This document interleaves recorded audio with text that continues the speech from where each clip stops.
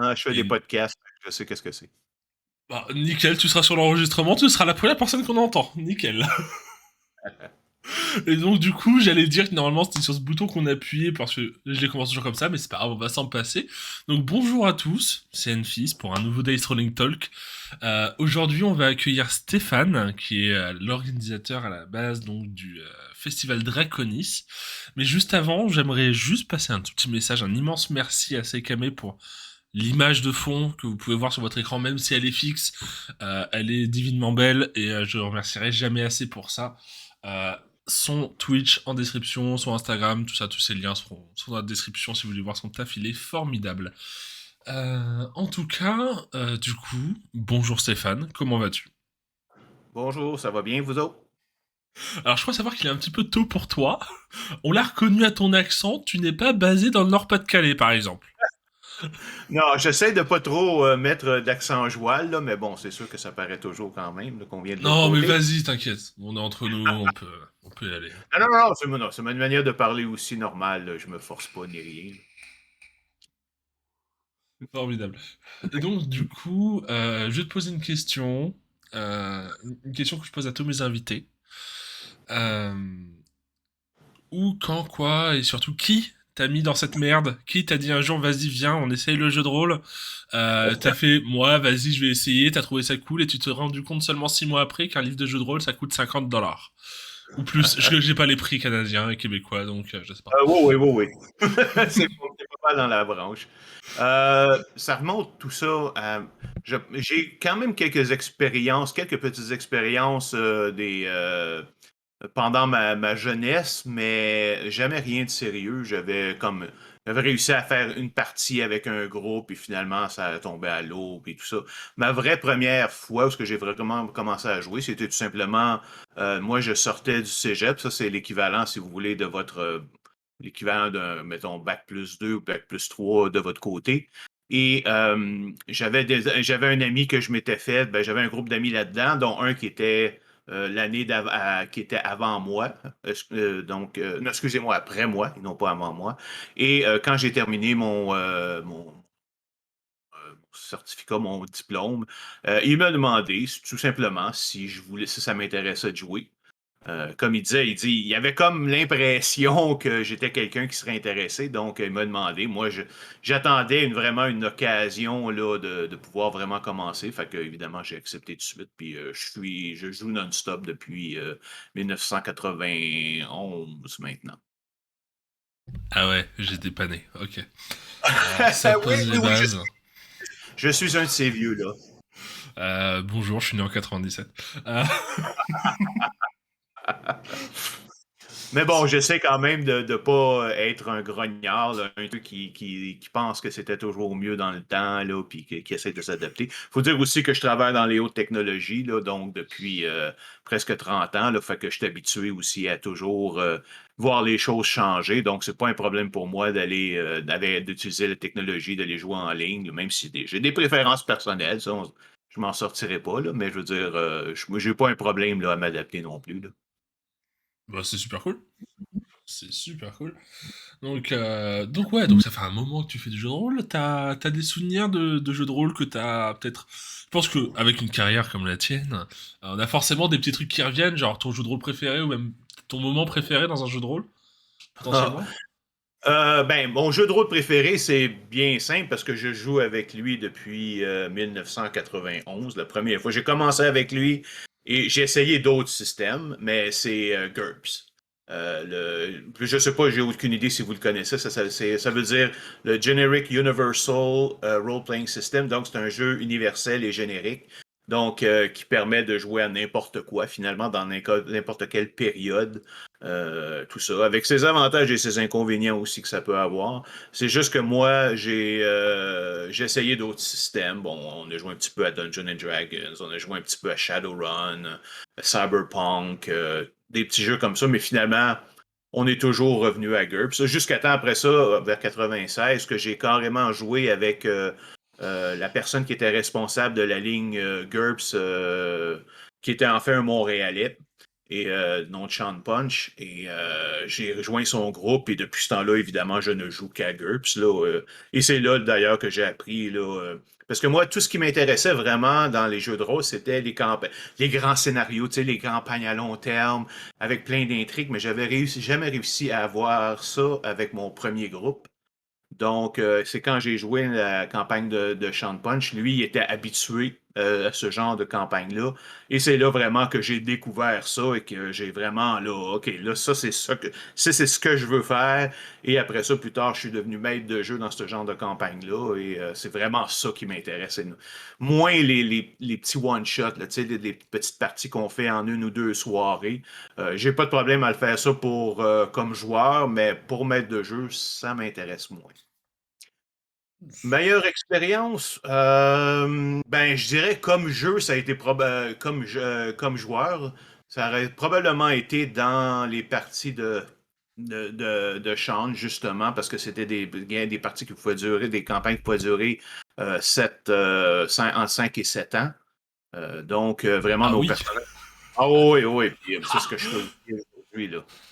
Et donc, je dirais que c'est ça, c'est certains épisodes particuliers. Bon, je vous vais pas perdre votre temps pour les détails, là, mais il y a des scénarios comme ça. En fait, l'idée, c'est de faire en sorte que, dépendant des scénarios, qu'il y ait un personnage. OK, ça, c'est son scénario à lui. C'est le moment d'avoir son 15 minutes de gloire, là, tu sais, de montrer à tout le monde qui est super intéressant et qui a beaucoup, beaucoup de possibilités. Fait qu'on avait comme chacun notre occasion. Fait que c'est juste dans une occasion-là où que mon personnage avait comme détruit un Planet Buster qui venait détruire la Terre, un vaisseau spatial qui venait détruire la Terre littéralement, qui a réussi. En un groupe, on a réussi à rentrer à l'intérieur, puis finalement, mon personnage a fait comme 80% de la job de le détruire par de l'intérieur, là, mais ça avait été vraiment... c'est des moments mémorables. Tu sais, comme je dis, je m'amuse pas à commencer à raconter ça, mais quand on fait juste penser dans le temps, là, puis à regarder qu'est-ce qui s'est passé, c'est toujours des moments qui nous reviennent, là, puis qu'on hey, ça, on avait eu du fun en maudit. Comme maître de jeu, je dirais c'est probablement la fin de la campagne, de ma dernière grande campagne en 2018. Donc, quand je dis la dernière grande campagne, la dernière grande campagne qui s'est terminée, j'en ai d'autres en cours. Là. Et c'était juste la finale parce que ça s'est tellement passé de façon dramatique, là, sans même que je sois vraiment, tu sais, que je pousse vraiment les choses. Là, juste la manière que ça s'est passé, là, avec le sacrifice et le sauvetage, disons, à la dernière minute avec un succès critique sur le dernier jet de dés de la campagne, là. Et tout le monde, la réaction des gens, là, tu sais, comme tu sais, le monde criait, puis tout le monde était content. Puis, je joue avec des gens qui sont entre 30, 40, et même, j'en ai un de mes joueurs qui est plus vieux que moi, carrément. Moi, j'ai 52 ans, j'ai pas peur de le dire. Et j'ai même un joueur qui était plus vieux que moi. J'ai même un de mes joueurs qui est plus vieux que moi. Mais malgré ça, malgré qu'on était tous à cet âge-là, veut dire, tout le monde a comme quand la personne comme a joué son succès critique à la fin, c'était comme, OK, c'était pas grave qu'il manque parce que c'était la fin de la campagne. Donc, tu sais, c'était pas grave si les personnages se sacrifiaient, mais le fait, je dis, qu'elle a quand même réussi à les sauver comme ça.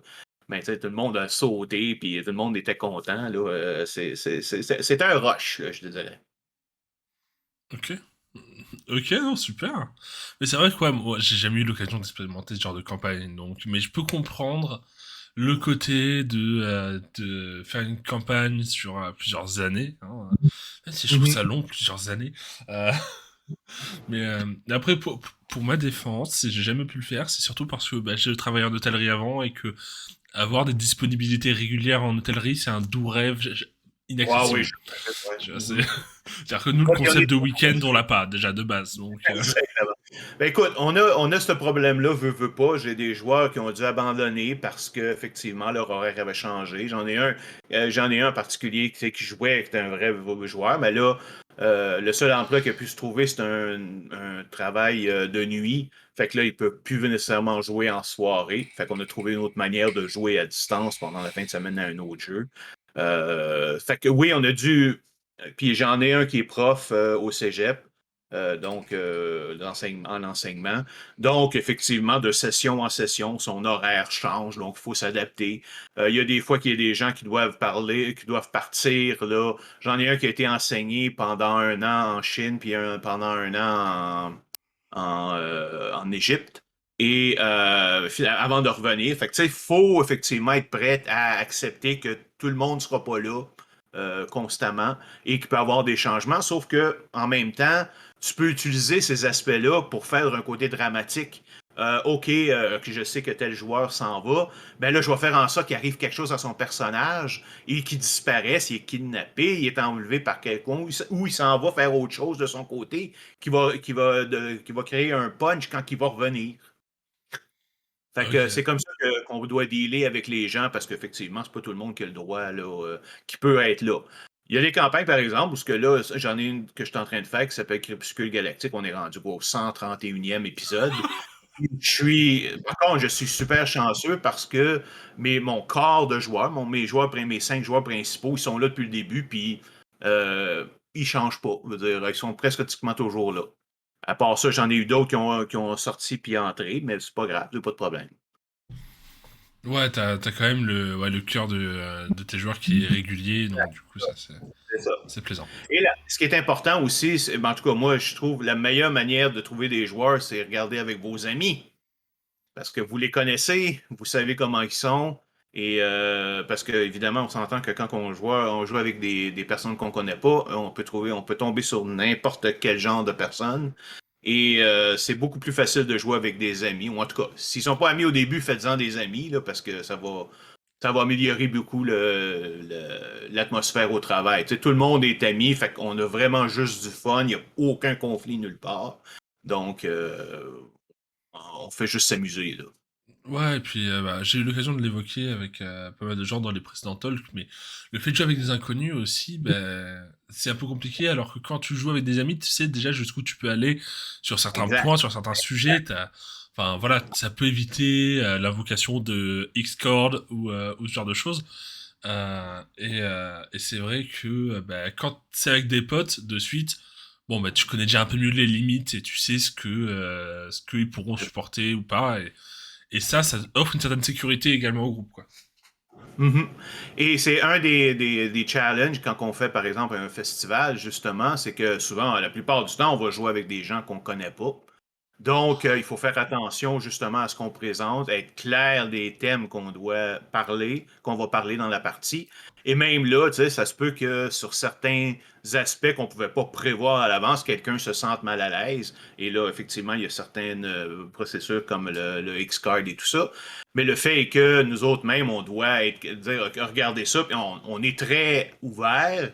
Mais c'est comme non, ça, ce sujet-là, je pense que c'est pas la bonne place dans un festival pour jouer parce que vous pensez que vous jouez avec des gens que vous connaissez pas.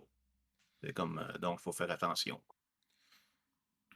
Oui, oui, oui, et puis, alors, du coup, on va en parler, du coup, le festival Draconis, parce que bah, je vais avoir quelques questions tout de même. Donc, alors, déjà, en premier lieu, il a lieu ce mois-ci. Si vous écoutez ce talk dès qu'il sort, il a lieu dans quelques jours à peine. On enregistre le 19 février et il commence le 25 février. Et c'est jusqu'au Exact. 27 février. C'est Alors, ça. si je me trompe pas, je suis pas du tout sûr de moi, je me suis pas beaucoup renseigné, c'est mon grand défaut. Mais je crois que c'était un festival qui était en physique à la base, qui a été déporté ensuite en virtuel, je Ouais, crois. oui, c'est ça, exactement. En fait, dans sa forme actuelle, le festival a été créé. Enfin, on l'a recréé, c'est-à-dire il existait un petit peu avant, mais sous une autre forme. Fait qu'on l'a recréé en 2017 dans le cadre d'un festival montréalais qui s'appelle Montréal Joue, qui est organisé par les bibliothèques de Montréal, qui offrait des jeux puis des manières pendant les semaines de relâche pour les enfants, par exemple, qui n'étaient pas capables d'aller en vacances ou à l'extérieur, donc ils étaient pris pour rester à la maison. Fait que les autres ont décidé d'organiser des jeux puis c'était je pense, le 5 ou 6e édition du festival. Et nous autres, donc, on leur a offert, on a été y voir. Mais moi, l'affaire, c'est que j'avais été volontaire en 2016 pour le Festival Montréal Joue, juste pour le fun de ça. Et quand, dans une des réunions, ils nous disaient, montraient toutes les activités qu'ils avaient, j'avais constaté qu'ils n'avaient pas de jeu de rôle. Moi, j'avais déjà organisé, comme je disais, des conventions avant, dans les années 2000.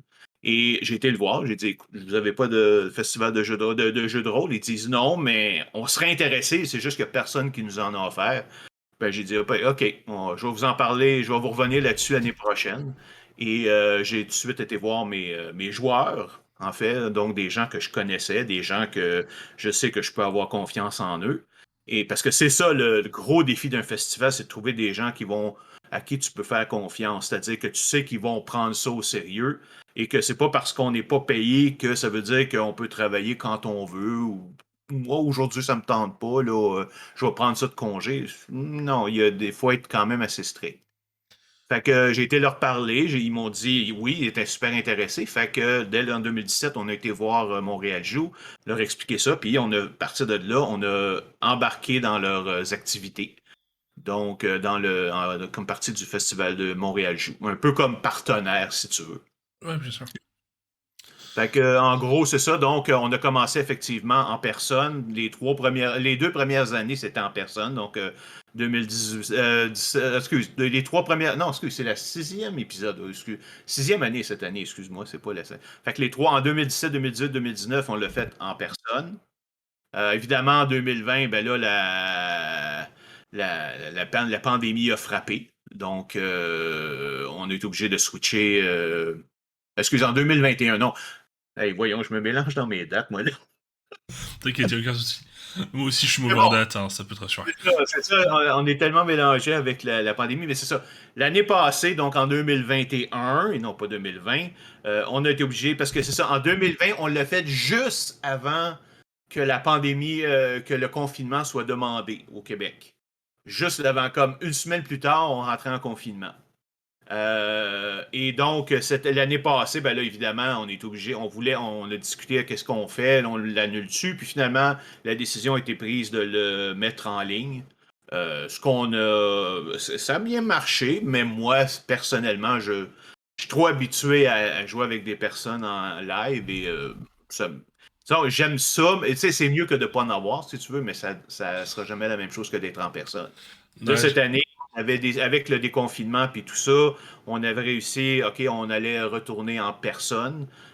Sauf qu'évidemment, ben là, Omicron a frappé là, au mois de décembre, là, ce qui a fait que tout sacré ça à terre. Là, donc, on est obligé de revenir en ligne pour cette année.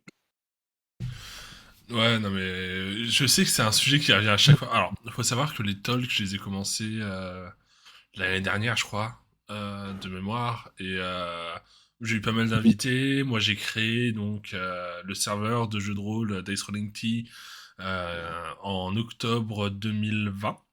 Mhm. Donc ça fait plus d'1 an qu'on existe. C'est pour justement que les gens puissent un peu se détendre en virtuel et faire pratiquer des jeux de rôle. Parce que j'ai également commencé autour de table. Hein. Moi, il fut un temps où ben voilà, je faisais du jeu de rôle sur table. Et Mhm. c'est vrai que je crois que j'ai dû l'évoquer dans quasiment tous les talks. Oh, mais qu'est-ce que c'est bien le jeu de rôle sur table, mais sur vraie table avec des vrais gens, des pizzas, un peu de bière pour Oui, ceux qui en veulent. ouais. L'alcool est à consommer avec modération.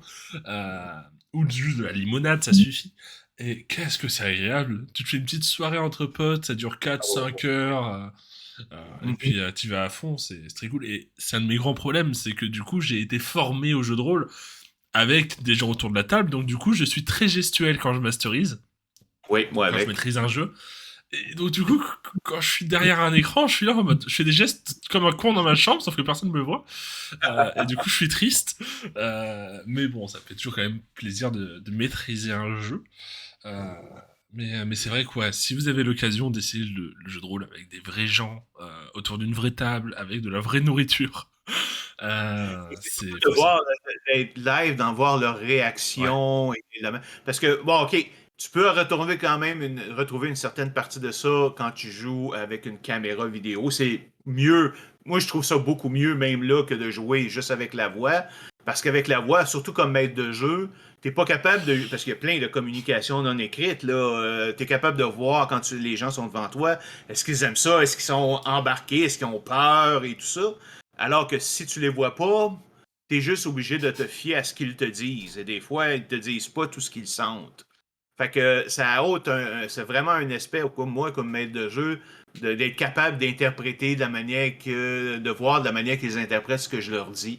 En même temps, donc ça coupe un peu. Fait qu'au moins, en utilisant une caméra, ben au moins tu peux récupérer une partie de cet aspect-là. De les voir, de voir leur réaction. Parce que c'est toujours le fun de voir les gens frogner, puis sourire, ou parce que tu as dit quelque chose de drôle, ou d'avoir, tu sais, d'écrire une solution qui a peur, puis de les voir juste comme frissonner ou quelque chose du genre quand ça arrive. Donc, puis c'est quelque chose que tu vois pas, que tu n'as pas comme interaction quand tu les vois pas. Et puis en fait, oui, juste être en personne. Tu sais, on s'entend. Le jeu de rôle est important. Là. Sans ça, là, c'est pas une question de juste dire de se rencontrer entre amis puis de passer une soirée. Parce qu'on pourrait faire ça à faire n'importe quoi. On aime le jeu de rôle, donc oui, on se rencontre entre amis pour jouer à des jeux de rôle. Mais en même temps, on se rencontre entre amis pour passer un bon moment avant, après, puis pendant la partie. Donc, on a vraiment du fun. Puis là, tu disais tantôt que tu gesticulais. Tu vois, je suis en train de gesticuler, j'ai les yeux fermés, puis je gesticule, mais je sais que personne ne me voit. C'est juste naturel pour moi, comme maître de jeu, de faire ça. Là. Fait que, mais c'est ça. Donc, la réaction de voir des gens, d'être avec des amis, puis de les voir embarquer dans ta partie, c'est comme, il n'y a rien qui bat ça, là, comme sensation, finalement, comme maître de jeu. Là. Pas en tout cas pour moi, là, c'est sûr. Là. Ouais, c'est Je très joue- différent. Et je suis entièrement d'accord. Hein. C'est pour le Mm. coup, ne serait-ce que taper du poing sur la table lorsqu'il y a un truc, Oh, ou, c'est ça, exact. ou mon exemple préféré, c'est un jour quand je faisais un jeu de rôle d'horreur, où vraiment je me suis approché, je me suis levé, je suis allé derrière un de mes amis, je lui ai murmuré quelque chose à l'oreille, un truc un peu angoissant du style. Tu entendais pas derrière toi. Tu vois, un truc dans le genre un peu Oh, oui, stressant. oui, puis c'est souvent ça qui est beaucoup plus stressant que de dire Ah, le monstre apparaît. Tu sais, puis t'as beau essayer de le décrire, c'est comme, ouais, ok, on a déjà vu plein de monstres. Mais le fait, c'est l'attente. Et souvent, tu sais, ils savent pas, quand ils savent pas qu'est-ce qui s'en vient. Souvent, justement, dans les films, des bons films d'horreur, ce qu'il va dire, c'est que ne jamais beaucoup montrer le méchant, ou en tout cas pas avant la fin, pour faire monter le suspense. Et Ça. c'est ça qui est intéressant, c'est de faire des petits comme ça. Puis c'est là que, moi, je me rappelle une des choses que moi, j'improvise tout le temps, tout le temps. Ouais. Même dans des campagnes à long terme, j'improvise tout le temps. Et je donne juste un exemple. Il se retrouvait sur une planète qui se promenait, mon groupe se trouvait sur une planète vagabonde qui se promène dans les systèmes solaires. Et il s'était posé dessus, puis là, à un moment donné, il avait exploré, puis il avait trouvé comme un long tunnel. Puis là, à un moment donné, il y avait d'autres groupes d'autres extraterrestres, probablement qui étaient des ennemis, qui étaient là aussi. Puis là, à un moment donné, ils ont décidé de se faufiler jusqu'au trou, deux d'entre eux. Puis là, c'est comme, ils ont décidé de descendre dans le trou, mais j'avais aucune idée de ce qu'il y avait dans le trou. Tu sais, veux dire, j'avais pas vraiment pensé à ça. Fait que quand ils commencent à descendre, de dire, OK, qu'est-ce qui va être dans le trou? Et là, c'est comme, je prends une décision, OK? Fait que là, ils descendent, puis là, tu leur décris, tu vois une espèce beaucoup plus bas, comme à quelques kilomètres de profondeur, tu vois une espèce, ça se termine sur une espèce de surface blanche avec un rond noir au milieu. Mon Dieu, OK, correct, qu'est-ce qui se passe? Là, ils continuent à descendre, puis s'approchent. Puis là, mais à un moment donné, tu vois, ça cligne. Tu sais, il y a comme les rebords qui se referment puis qui se rouvrent. Et là, ils ont compris que c'était un œil, tu sais, qui était à peu près 2-3 mètres de large. Aussitôt, là, c'est comme ils sont flyés de là. Ils sont sortis de ce trou-là. Et là, comme c'est comme de bien dégueulasse. Moi, il a juste vu un œil. Il avait un œil gigantesque, mais il n'en savait pas plus. Mais juste ce petit détail-là, tu sais, ça fait en sorte que tu sais, as pu voir, j'ai une des filles avec qui je joue, c'est comme c'est bien dégueulasse. C'est des choses que moi, j'aime ça. J'aime voir mes joueurs réagir comme ça parce que ça me montre, comme je dis, qu'ils sont vraiment embarqués dans l'histoire puis qu'ils viennent avec moi. Là, puis c'est vraiment des petits moments comme ça, là, tout à fait insignifiants, mais ça fait en sorte que l'expérience de jeu est super le fun à jouer à faire ça avec ça. Là. C'est ça, et après t'as ce moment à la fin de la session où tes joueurs et Ouais, joueuses te demandent mais alors du coup c'était quoi l'œil? Eh ben j'en sais autant que vous. Sachez-le. Exactement. Puis moi, ce que j'ai fait après ça, c'est que j'ai pris ça. OK, il y avait un œil. Qu'est-ce que ça pourrait être, cet œil-là? Puis j'ai construit, puis j'ai intégré cette histoire-là de l'œil. C'est des grosses bêtes qui sont capables de téléporter des planètes. Après ça, j'ai décidé plus tard d'où est-ce qu'ils viennent et tout ça. Mais ça a été vraiment sur le coup, j'ai décidé qu'il y avait un œil là. Puis moi, c'est souvent comme ça, presque toujours comme ça que je travaille. Mais j'ai une idée générale, évidemment, où ce que je veux m'en aller, ça c'est sûr. Mais il y a plein de choses que j'improvise comme ça qui deviennent des points hyper importants dans ma campagne parce que j'ai pas planifié ma campagne à l'avance. Je sais à peu près où ce que je veux m'en aller, mais je ne définis absolument rien comment je veux aller là. À part quand je suis rendu vers la toute fin. Donc, vraiment, je me laisse guider je construis l'histoire en fonction de ce que mes personnages font et évidemment, bon, de ce que les ennemis vont faire en réaction et tout ça. Mais si t'es bon, si t'es capable d'improviser comme ça des choses qui te mettront pas dans la merde, par exemple, c'est sûr que si tu improvises des choses qui vont totalement en contradiction avec ce que tu as déjà dit, là, il y a un problème. Mais si tu es capable d'improviser quelque chose que tu es capable par la suite d'incorporer dans ta campagne, ça fait une campagne qui est beaucoup plus dynamique, qui est beaucoup plus réactive à ce que les personnages font. Et en même temps, ils ont vraiment l'impression de participer à la construction du monde. Même si c'est pas de façon comme directe, là, mais eux autres, ils s'assoient devant une feuille de papier ou sur leur écran, puis ils commencent à taper là, la description d'un artefact ou quelque chose d'un autre monde, mais on va l'inventer ensemble au fur et à mesure. Et après ça, je vais venir l'incorporer, voir comment ça marche tout ça avec l'histoire. Puis comme je dis, il y a des choses complètement qui sont devenues essentielles à mes campagnes qui ont été créées comme sur des coups de tête comme ça, là. Tout à fait, mais c'est vrai, alors je vais vite fait venir sur un peu le rapport qu'on a avec avec les campagnes à long terme, dans Mhm. l'idée, parce que moi, c'est mon sentiment que j'ai en France. Après, le jeu de rôle est quand même bien plus implanté, donc au Québec et au Canada, ça Oui. c'est clair. Et, Mhm. euh, et c'est vrai que nous, en France, on a toujours eu ce rapport au jeu de rôle, même si moi j'ai commencé dans une chambre d'internat, j'ai masterisé pendant 1 an en totale improvisation sans aucun scénario, une campagne de SF. euh, où on jouait presque tous les soirs en internat, c'était incroyable. Oh Euh, mon Dieu. ouais, je pense que ouais, c'était une campagne de presque 300 sessions du coup. Mais Ben là, ouais, 2 heures par session environ. OK. Et parfois même en journée entre les cours, on faisait ça au lycée. Mhm. Euh, Ben, c'est vraiment une campagne à long terme. Ouais. ouais, bien sûr, mais après voilà, c'est ma seule réelle expérience que j'ai de campagne en Bretagne. En fait, en OK. France, on a eu une explosion du jeu de rôle ces dernières années avec tous les actual plays qui sont sortis.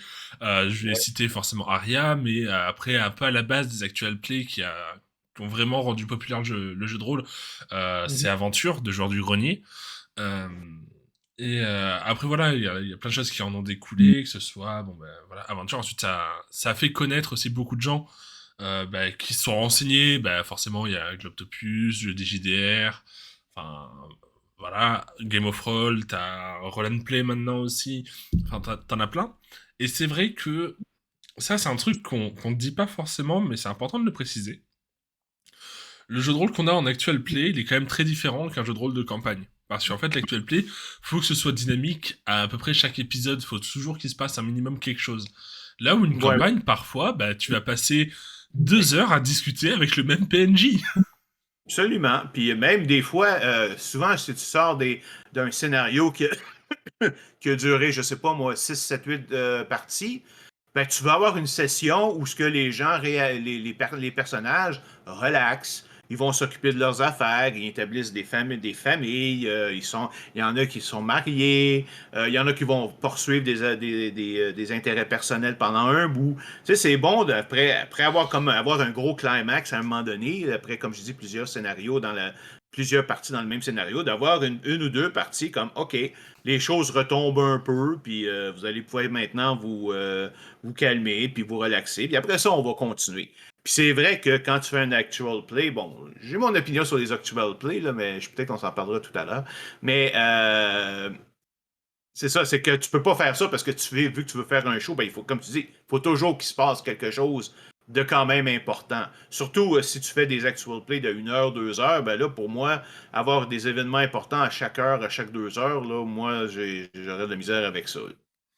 Ça serait un petit peu difficile, là, parce qu'à un moment donné, tu veux pas. Je trouve que tu surcharges tes campagnes, tu laisses pas aux gens le temps de bien absorber ce qui s'est passé. Et à ce moment-là, aussi de penser aux conséquences du scénario qui vient de se finir. Ça va être quoi les effets à long terme sur le monde et tout ça. Fait que, effectivement, à ce moment-là, c'est bon de prendre 1 ou 2 parties de recul, puis en même temps aussi décider aux gens qu'est-ce qu'ils vont faire, laisser aux joueurs décider qu'est-ce qu'ils vont faire par la suite. Là. C'est ça, parce que dans les Explosives, on n'a jamais ce moment entre deux parties de scénario où ils montent cette taverne dont dont les aventuriers parlent depuis le premier épisode. On l'a jamais, ce passage. Oui, c'est ça, exactement. Mais Ouais, c'est comme je dis, c'est les parties qui sont les plus, je dirais pas les meilleures, mais souvent ça amène des moments, justement, au niveau de leur développement de leur personnage, pas le développement au niveau des habiletés puis tout ça, mais plus au niveau personnel, au niveau social. Comme je dis, j'ai dans des campagnes où ce que tous mes joueurs ont construit des familles à l'intérieur pendant les scénarios avec des personnages non joueurs et même 2 personnages ensemble là, qui ont décidé de faire un coup. Mais tout ça, c'est venu entre les sessions. C'est pas quand tu fais une infiltration dans une base secrète que tu vas commencer à dire à un autre personnage que tu l'aimes. Là. On s'entend, là. C'est pas nécessairement la place. Ou alors, c'est juste avant une action extrêmement stupide qui peut lui causer la vie. Ah ouais, ben et puis c'est ça, je te disais tout à l'heure, la fin spectaculaire de ma campagne de Guerre de sang qui est terminée en 2018, c'était relié à ça, c'était 2 femmes, il restait 1 seconde pour rentrer dans un téléporteur, puis on pouvait y aller juste un à la fois, puis là, les 2 femmes étaient ensemble, c'était un couple, c'était 2 personnages, là, deux personnages joueurs. Et les deux, tu sais, ils étaient amoureux. Fait que là, tu sais, chacun disait, ah, vas-y, l'autre, non, non, non. Puis finalement, ils ont comme décidé, sachant que c'est pas permis de rentrer à 2 parce que quand ils reforment l'autre bord, ils seraient pas capables de les séparer, si tu veux. Fait qu'ils ont décidé, OK, on y va ensemble, on plonge comme ça, puis juste avant que la première bombe atomique explose. Ça se passe en 1943, là, évidemment dans un univers parallèle, là, mais. Fait que donc, il y a une bombe atomique qui a explosé Comment juste ça? derrière. Les téléporteurs en 43, ça existait, non? Oui, c'est ça. Fait que, donc, mais c'est ça. Fait que je dis, bon, OK, ils vont être perdus dans l'univers, puis tu sais, ils vont vivre là pour l'éternité, whatever. Mais j'ai laissé la possibilité au personnage qui était l'opérateur de ça. J'ai dit, écoute, si tu me joues un succès critique sur la manipulation de la machine, je vais te permettre de les faire revenir. Jus sondé, succès critique. Fait que là, évidemment, c'est là que les filles sont réapparues, puis c'est là que ça a comme sauté, là, puis tout ça. Mais c'est ça, c'est un suspense qui serait pas arrivé si les 2 femmes avaient pas, puis c'était 2 femmes qui les jouaient, là, on s'entend, là, c'était pas 2 hommes qui passaient leur fantaisie. À ma connaissance, aucune des 2 était lesbienne. Ouais, après, on s'en fout, au final. C'est juste pour le fun de faire ça, il n'y a pas de problème. Et donc, c'est ça. Donc, tout ce punch-là a fait en sorte, c'est ça, toute l'idée de ce punch final-là, c'est que, justement, il était en amour, puis là, chacun voulait se sacrifier pour l'autre. Puis c'est pas pendant les parties, c'est pas pendant les scènes d'action que ça s'est fait. C'est pendant ce qu'on appelle en français, nous autres, le downtime, là, le temps là, de relaxation après les sessions où ce que les joueurs peuvent absorber ce qui s'est passé puis agir en conséquence. Là. Fait qu'il faut jamais, tu sais, veut dire, on sait jamais quand des bonnes idées, des bonnes choses peuvent apparaître. On sait jamais à quel point ils peuvent être importants plus tard. C'est juste, puis c'est eux autres qui l'ont initié, c'est pas moi. Sauf qu'évidemment, quand ils l'ont initié, moi, je l'ai pris au passage, puis j'ai dit, parfait, mais je vais faire quelque chose avec ça. Je peux pas m'en empêcher, c'est trop bon dramatiquement pour pas faire quelque chose avec ça. Puis effectivement, c'est devenu un élément marquant de la campagne, alors qu'encore une fois, c'était quelque chose qui n'était pas prévu du tout à l'avance. Non mais totalement. Et puis même en tant que MJ, tout MJ comprendra l'intérêt du drama lorsqu'il y a une situation qui se présente. Enfin moi le premier, c'est-à-dire que je suis un joueur qui, quand il fait, enfin, j'ai un personnage, mon personnage de Enfys que j'avais créé pour mon jeu de rôle. Je crois qu'il a plus de 26 pages de lore et j'ai pas fini de l'écrire. Euh, donc ouais, évidemment, je mets du drama dedans parce que rien à foutre. Parce que je suis MJ à la base, donc forcément, moi, je donne plein de clés au MJ pour dire, bon, écoute, t'as envie de faire un truc à mon personnage, voici une liste de 207 pages. Euh, Ah, ouais. J'exagère évidemment avec les 207 pages, mais J'espère que t'exagères. J'espère que ton maître de jeu aussi que t'exagères. bah, sachant que je suis le seul MJ de mon univers, donc Et, finalement c'est tranquille. Euh, moi, j'aime ça. J'ai pas besoin que quelqu'un me donne un très gros background, une histoire très complexe. Par contre, ce que j'aime beaucoup, c'est de leur demander de me donner des, bon, excuse-moi le terme anglais, des hooks, tu Des sais, accroches. des accroches exactement, pour que moi, après ça, je puisse passer pour dire, OK, donc c'est le genre, OK, il s'est passé ça dans ma jeunesse. Je ne sais pas exactement c'est qui est responsable. Mes parents sont morts, il y a quelqu'un qui les a tués, je ne sais pas c'est qui. Parce qu'après ça, moi, je peux ramasser ça en arrière, passer derrière eux autres et les accrocher à certains de mes mauvais, de mes méchants, de mes organisations, ou en tout cas, peu importe comment on va les appeler, les adversaires. Et elle dit, OK, ça va être eux autres qui vont l'avoir fait à cause de ça, ça, ça. Donc, évidemment, ça me permet de les embarquer, d'embarquer leurs personnages dans la campagne d'une manière directe. Et même des fois, ça peut être ressortir ça comme après 2, 3, 4 ans. Et après ça, de dire, OK, ben finalement, là, tu sais, eux autres, de découvrir, par exemple, dans des documents que finalement c'était tel groupe ou qui était responsable de ce qui s'est passé dans le passé. Donc, la personne doit devenir plus motivée à essayer de s'en débarrasser, de se débarrasser d'eux autres. J'ai aussi des fois des trucs, par exemple, de dire il va se passer quelque chose, je ne sais pas pourquoi, je ne sais pas pour qui, mais je vais le mettre en place pour pouvoir le réutiliser plus tard. Je me rappelle dans ma toute première campagne à long terme que j'avais faite comme maître de jeu, c'était un jeu sur un monde japonais fantastique, c'est-à-dire le monde de Japon comme on le connaît, mais qui était seul et où la philosophie, la religion Shinto était vraie, c'est-à-dire que toute la mythologie, c'était vraiment ce qui s'était passé. Et puis à un moment donné, c'est ça, j'avais décidé, il y a un de mes personnages, il y avait une geisha qui était venue le voir, le séduire pendant la nuit. Ça, c'est, je pense, dans les 10 ou 15 premières sessions de la campagne. Et, OK, elle dort avec lui. Et le lendemain, s'en va, disparaît. J'avais aucune idée qui elle était. J'avais aucune idée pourquoi elle faisait ça. J'avais aucune idée c'était quoi que j'allais faire avec ça. Mais je me suis donné ça pour dire, je suis sûr que je vais être capable de faire quelque chose plus tard avec ça.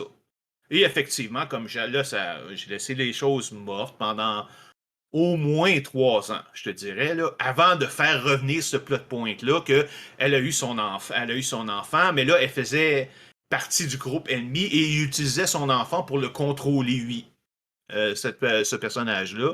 Et là, après ça, donc, il fallait qu'il vienne sauver son enfant. Mais c'était, comme je dis, en fait, c'est que c'était. T'as même pas quand tu peux introduire des choses sans avoir vraiment où ce que tu veux aller, tu dis OK, je vais attendre plus tard.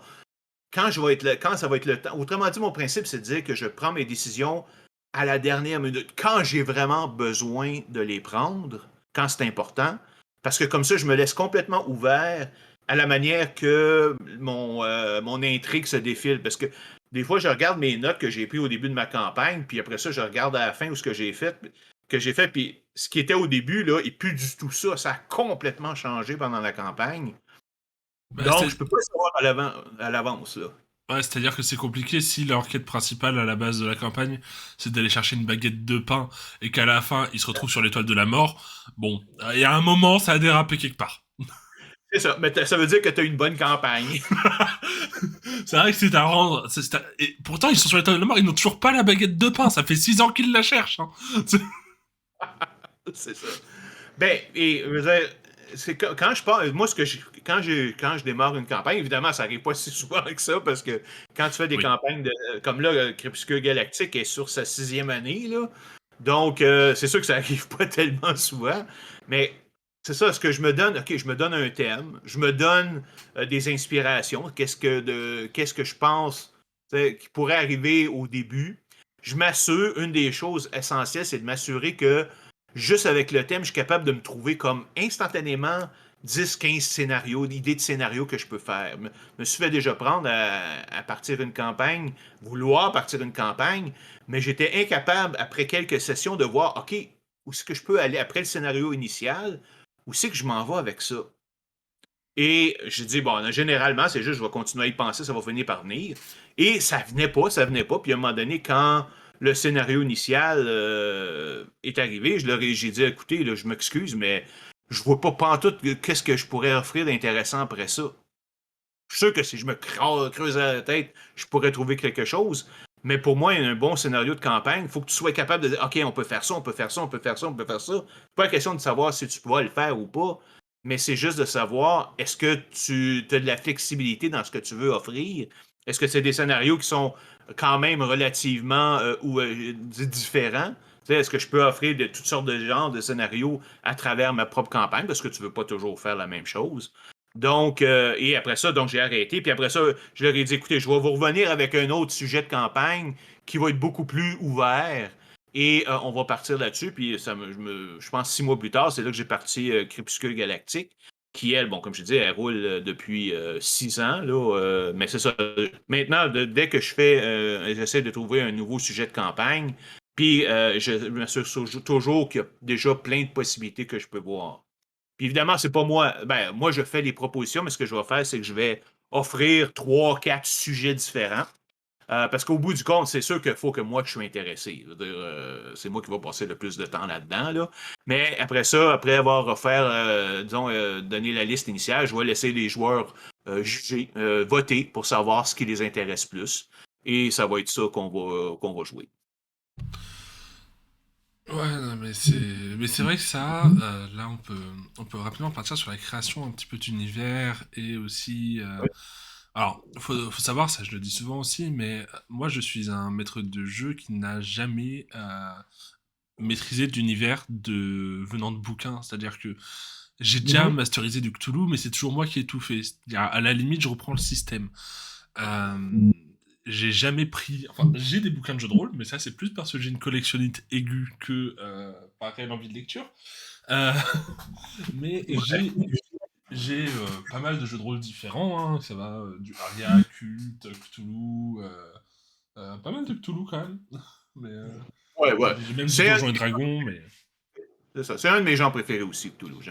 J'aime beaucoup jouer à ça. Et c'est vrai que faire une campagne, il te faut un univers fourni. Il te faut un univers où ben, faut qu'il y ait des matières. C'est-à-dire que moi, quand je vois ce que je fais, quand je crée mes scénars, quand je crée mes univers, etc., même si, enfin, moi, pendant un temps, je demandais à mes joueurs, ok, vous voulez faire quoi comme univers, et ensuite j'improvisais dessus. Hein.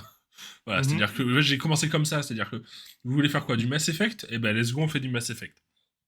Mhm. Bon, ça va parce que Mass Effect, je connais très très bien l'univers.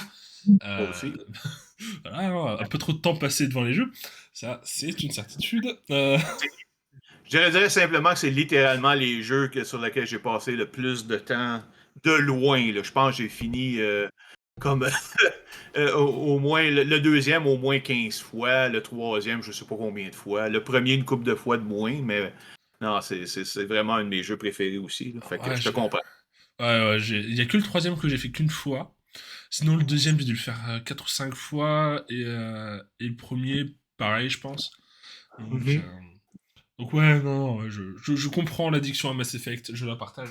Euh, C'est le seul jeu où ce que j'ai dans le numéro 2, c'est le seul jeu où ce que j'ai le platinum, l'accomplissement platinum qui dit que j'ai réussi tous les accomplissements pour le jeu. yes. C'est le seul jeu littéralement que j'ai jamais fait ça. Quelque chose qui ressemble à ça, là. Je sais pas, moi, je dois être à 1300 heures sur la trilogie. Enfin, c'est un enfer. Euh, mais voilà, et donc du coup, il faut un univers qui soit ultra construit. Donc, c'est-à-dire que moi, quand je pars de ce que je crée, etc., donc, soit de ce que je crée de pur, entre guillemets, ou sans partir d'un univers préexistant, c'est-à-dire que moi, je peux faire que des one-shots, entre guillemets, parce que j'ai pas le talent de créer un univers aussi complexe. Là, récemment, je me suis mis à Cyberpunk 2077, le jeu vidéo. Et c'est vrai que même si on a une histoire prédéfinie, etc., avec plein de quêtes secondaires, je dis pas, rien que dans le concept du jeu vidéo, de ce qu'il en est retranscrit, j'ai trouvé qu'il y avait un tel champ des possibles. Et j'étais en mode, putain, ça serait énorme de faire une campagne là-dessus. Tu vois, c'est dans ma tête, j'étais en mode, putain, mais j'ai envie de faire une campagne là-dessus, en fait. Sur du Cyberpunk 2077. Ouais, ouais. Mais voilà, il y a un champ des possibles qui est incroyable, juste dans ce qui est retranscrit par l'univers, par l'ambiance que dégage le jeu. Il a eu ses problèmes au début, hein. Moi, j'ai commencé à y jouer sur PS4 à la base, à sa sortie. Ensuite, j'ai abandonné. Euh, et maintenant que j'ai un nouveau PC, je l'ai téléchargé, je le fais très très bien tourner. Et ça, c'est merveilleux. Et sachez-le, pour les gens qui nous écoutent et qui ont peur de Cyberpunk parce qu'il est à skip ultra buggé, c'est bon, c'est quasiment relay. Hein. En 30 heures de jeu, Ouais. j'ai dû recharger une sauvegarde genre 3 fois. Quoi. Mhm. Mais, Non, je l'ai pas essayé parce que mon ordinateur est pas up-to-date, là, mais il est pas à jour. Mais c'est quand même vieux pour moi. Là. Probablement que dès que je vais avoir un nouvel ordinateur bientôt, là, je vais probablement l'essayer. Là. mais ouais, et en fait, j'aurais adoré avoir l'avis de quelqu'un qui genre connaît à fond l'univers pour me dire si c'est vraiment accurate par rapport au jeu de rôle de base dont il est tiré, parce que pour le coup, ça m'intéresse pas mal. En Mais, fait, j'ai déjà joué quelques fois à l'original de Cyberpunk 2020. ouais.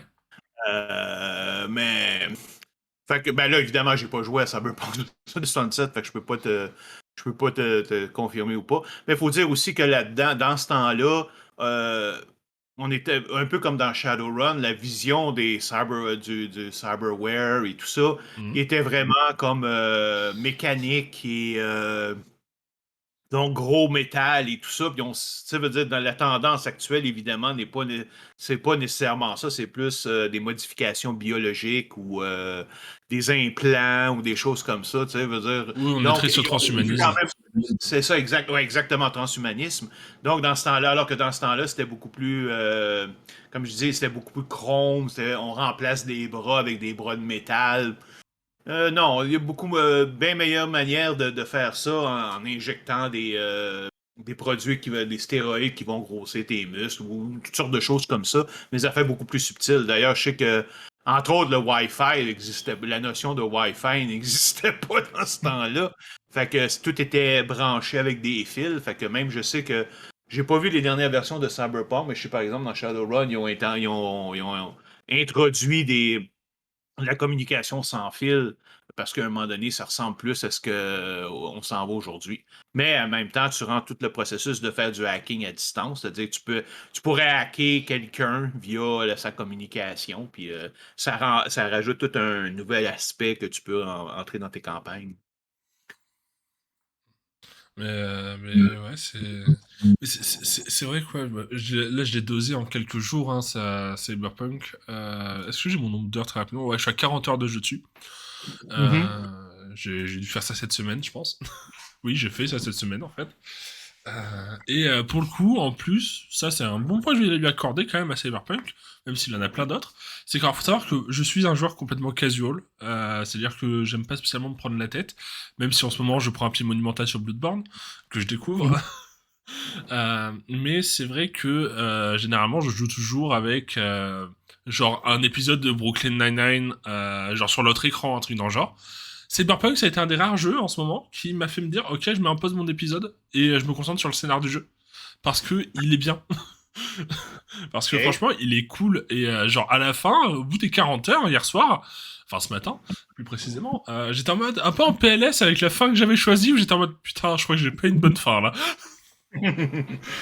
Ben, tu vois, là, moi, si je verrais un de mes joueurs qui écoute une émission de TV en jouant, là, tu sais, ça me dirait que non, il y a quelque chose que je fais pas correct, là, parce que c'est comme. J'ai pas son attention. Ouais, après moi je parle jeu vidéo pour le coup, jeu de rôle, je suis concentré sur, sur ce que je fais. Moi je parle jeu vidéo, vraiment. Ah, Non, ok, non, ok. oui, non, non, sinon je me concentre sur... non, je suis pas fou, je suis Mais pas fou. en fait, je reviens à ton premier point. Tu parlais des campagnes déjà toutes faites, là, et des scénarios déjà écrits, là. Ouais. Moi, en fait, j'ai essayé. La première fois que j'ai vraiment essayé ça, c'est littéralement, là, peut-être un an et demi. En fait, quand le confinement a commencé, parce que là, étant donné qu'on ne pouvait plus se voir en personne, j'avais des gens avec qui qui n'étaient pas dans mes autres campagnes, que je voulais continuer à jouer avec eux autres. Et entre autres, une femme qui était en France, Élise. Et à ce moment-là, évidemment, on a décidé de jouer par Discord, donc à distance. Mais à ce moment-là, j'avais déjà ma campagne de Crépuscule Galactique qui était en train de se mener. Et je joue aussi à une campagne Kingmaker de Pathfinder qui s'appelle Kingmaker. Fait que pour pas avoir trop de travail à faire, j'avais décidé de jouer, d'offrir une campagne qui m'intéressait depuis des années. C'était Masque Souvenir à la Totep. Donc oui, je suis un fan de Cthulhu. J'ai découvert tout cet aspect-là quand j'avais 13 ans. Là. Premier livre que j'ai lu toute la nuit, puis j'étais pas été capable d'arrêter jusqu'à temps que j'ai fini. Là. Donc, ça m'a toujours intéressé. Fait que j'avais décidé d'offrir ça. Mais ce que je me suis rendu compte avec le temps, c'est que de la manière que moi, si je le compare à ma manière où je travaille pour faire mes préparations puis tout ça, en fait, ça représentait plus de temps pour moi de préparation. La raison, c'est que, excuse-moi, la raison est que à chaque fois qu'il fallait que étant donné ça, je ne sais pas si tu as déjà vu le scénario de Ma Souvenir de la Totep. Non. Excuse-moi. Merde. Vas-y, vas-y. Excuse-moi. OK. Mais c'est quelque chose de très, très, très intrigué. Une très, très grande intrigue, beaucoup de connexions. Tu trouves un indice qui va te mener à une place, qui va te mener à une autre place, et ainsi de suite. Donc, faut beaucoup que tu fasses d'investigation et surtout que tu te rappelles constamment où est-ce que tu t'en vas, c'est quoi ton but, c'est quoi ce que tu as découvert jusqu'à maintenant pour essayer d'établir c'est quoi ta prochaine étape. Et le problème, c'est que à cause de ça, le scénario est très précis quand même. Il reste place à une certaine improvisation, mais les informations, tu sais, il faut toujours que tu te rappelles, OK, tel personnage doit connaît cette information-là, parce que c'est le seul qui peut donner cette information-là aux joueurs. Ouais. Donc, tu ne peux pas oublier que cette information-là. Fait à chaque fois, je devais relire le scénario, en tout cas ce qui s'en venait, quand je le savais, où ce que mes personnages voulaient s'en aller. Et à ce moment-là, c'était rendu, faut que je relise, je relise, je relise, et après ça, que je prenne mes notes pour me rappeler de tout ça. Et après ça, bon, les jouer, quand on le jouait, il fallait toujours que je revise à mes notes pour m'assurer, OK, lui, il ne faut pas que j'oublie qu'il y ait cette information-là, cette information-là, cette information-là. Alors, pour moi, quelqu'un qui adore improviser, puis qui est. En tout cas, je pense que un de mes points forts, c'est d'improviser des points sur le coup qui sont super intéressants, puis en même temps, après, d'être capable de venir les connecter au reste de la campagne pour montrer. Du point de vue des joueurs, c'est comme si c'était toute une histoire toute préparée à l'avance, alors que non, c'est vraiment préparé là, au jour le jour, sauf que je suis capable toujours de revenir en arrière et de connecter tout ça. Pour moi, le fait de devoir connaître l'histoire à l'avance, j'aimais pas ça. J'aimais pas ça. Parce que c'est pas le genre de travail de préparation que je dois faire. Moi, la plupart du temps, le travail de préparation, même que je dois préparer un combat, par exemple, ça va être littéralement quand je prends ma douche, là, je vais penser pendant 15 minutes à ce qui va se passer pendant la partie. Puis même ça, c'est tout sujet à changement pendant la partie elle-même. Mais c'est ça ma préparation en général. Moi, j'ai plus de travail après, parce que là, je fais mes résumés parce que je mets ça en ligne. Donc, je mets mes résumés de tous mes scénarios en ligne. Donc, j'ai du travail à faire après. Mais en fait, de préparer, sinon, j'ai presque pas de travail à faire parce que, comme je dis, je suis capable d'improviser pas mal tout ce que je veux et de faire tout en restant cohérent dans mon histoire. Ça, c'est pas nécessairement facile des fois, mais je réussis toujours à me sortir du trou en disant OK, je sais comment je vais intégrer ce nouvel aspect-là. Fait que pour moi, de dire d'avoir tout à l'avance et de devoir se souvenir absolument, ça mettait un frein à ce que je pouvais inventer parce que si j'inventais des choses, pouvait rentrer en conflit avec ce qui a été écrit 10 pages plus loin que j'ai pas encore lu. Donc, ben là, je suis prêt avec ça parce que là, je suis obligé de modifier le scénario. Étant donné que chaque morceau dépend de l'autre avant, ben là, faire une modification, ça peut des fois entraîner comme un effet d'enchaînement, là, si tu veux. Et là, me retrouvais pris avec des morceaux. Fait que finalement, après un an, je pense qu'on a je l'ai joué un an et demi à peu près. Puis finalement, on a décidé que. Et de toute façon, mes joueurs me disaient écoutez, Écoute, on joue aux 2 semaines. Le problème, c'est qu'il n'y a personne qui commence à réviser ça. Tu sais, les indices qu'ils ont trouvés pendant les 2 semaines. Il n'y a personne qui va prendre son temps et commencer à regarder ça. Eux autres, ils jouent, ils se connectent, ils jouent pendant 3 heures, 3 heures et demie. Ils déconnectent, puis ils repensent à ça comme 2 semaines plus tard quand on va rejouer. Fait que là, c'est comme l'équivalent. Ils ont complètement oublié les indices qu'ils avaient trouvés. Fait que là, on est obligé de revenir un peu en arrière à chaque fois pour dire, hey, vous avez trouvé ça, ça, ça, ça, ça. Puis là, après ça, comme je suis obligé, je me trouvais un peu obligé à comme aller forcer à refaire les raisonnements pour qu'ils puissent savoir où aller la prochaine fois. Fait qu'on s'est dit, non, sais-tu quoi, là, on est tanné, on veut plus jouer à ça. Et j'ai reparti, on a arrêté. J'ai parti une nouvelle campagne qui est plus légère, qui est les soucoupes volantes dans le temps des mousquetaires basé un petit peu sur les. Ben, l'idée vient d'un jeu français, c'est Les Mousquetaires de l'Ombre. Par contre, je ne l'ai jamais lu, fait que j'ai aucune idée qu'est-ce qui se passe dans les Mousquetaires de l'Ombre. C'est juste l'idée générale d'extraterrestres qui viennent dans la France du 17e siècle et qui essayent de faire quelque chose. Évidemment, je ne dirais pas si mes joueurs l'écoutent. Là. Puis là, les personnages sont des joueurs. En fait, j'ai des mousquetaires, une chanteuse d'opéra et tout ça, qui vont investiguer. Puis bon, on verra comment que ça va évoluer parce qu'on vient juste, c'est quoi, on avait juste 3 sessions à date, mais sauf que c'est beaucoup plus fun. Parce que là, il y a beaucoup. Je peux vraiment comme aller improviser autant que je veux. Là, puis, comme je disais, en plus, c'est pas sérieux, c'est moins sérieux que mes autres campagnes, donc on peut y aller un peu plus lousse dans les actions. Là, s'accrocher à un chandelier pour sauter à travers la pièce puis se battre en même temps, là, accroché. Là, fait que on se laisse un peu plus aller. Puis, disons, mes joueurs ont l'air de pas mal plus apprécier ça.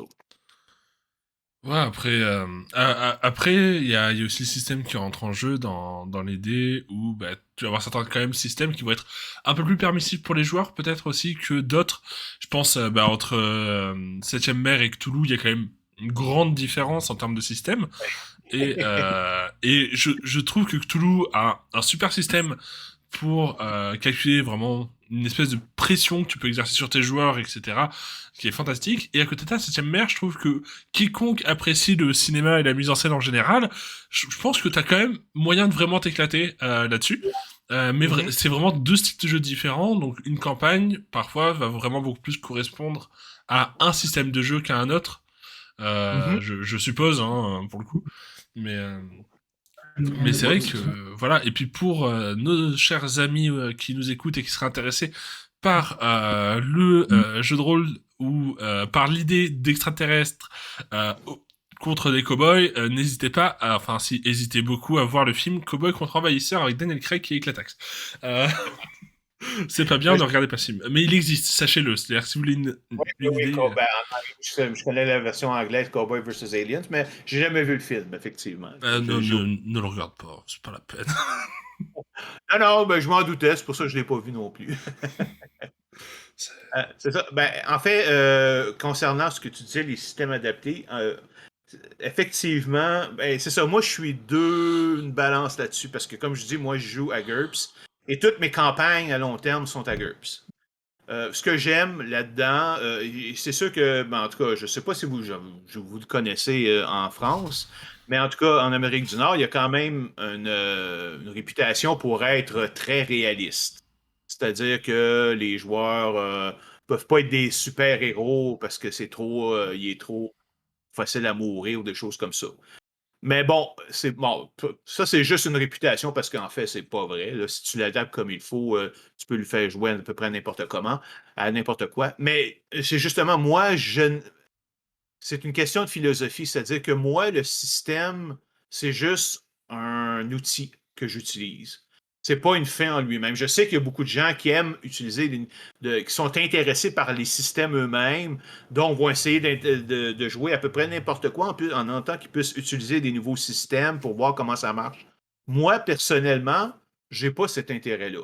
Fait que ce que j'ai fait, ce que j'ai choisi, ben, en fait, c'est pas moi qui l'ai choisi, on m'a choisi comme on l'a choisi pour moi, surtout au début. Mais en fait, comme je dis, j'ai essayé d'autres systèmes, puis je suis toujours revenu à GURPS. c'est que, premièrement, je le connais de façon là, comme beaucoup. Là.